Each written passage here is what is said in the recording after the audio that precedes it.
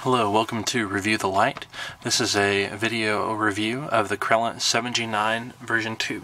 The 7G9 V2 is an upgrade of Crelant's previous 7G9. The V2 is pretty much the same. Mine's a slightly darker anodizing, slightly wider band of knurling here with a slightly deeper knurling, a slightly better grip, a little bit shorter than the version 1. One big mechanical difference is in the tail switches. In the V1, the tail switch was fairly difficult to press. It required a lot of travel before it would activate.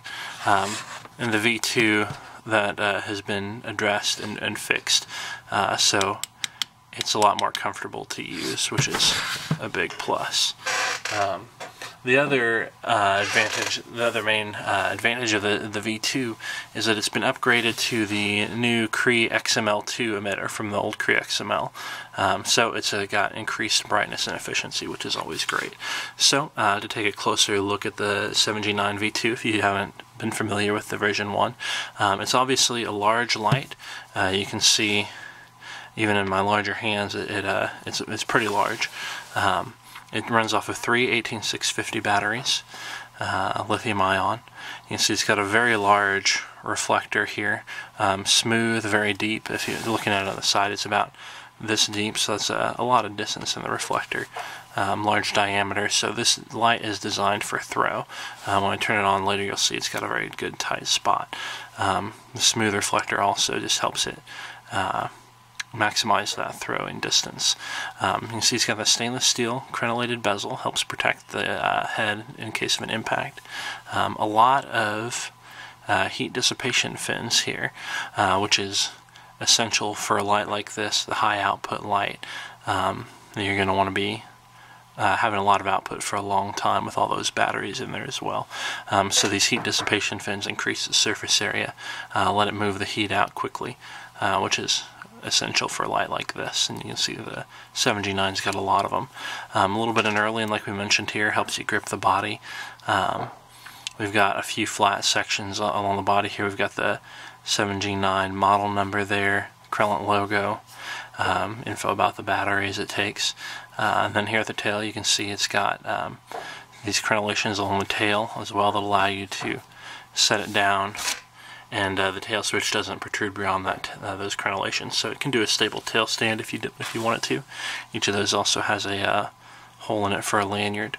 And then, as we mentioned, the mechanical switch here in the back. So the light is controlled completely by this switch. If you press it down about halfway, it has a momentary on feature, and it'll stay on until you release it. If you press it down all the way, it'll stay on until you press it again with the constant on. And you'll notice the beam here looks fairly bluish. That's just due to the white balance on my camera. And this is a very solid white, plain white in real life. As you can see here, I'll turn it on low so you can see it easier. It's got a very tight spot there, just a very tight circle of the hot spot that's very bright in the middle, and some dim spill around the edges, so it's a very throw-focused light. It's got 3 modes that you cycle through by pressing the rear tail switch. It's got a high, a medium, and a low. So it's pretty simple for the user interface there.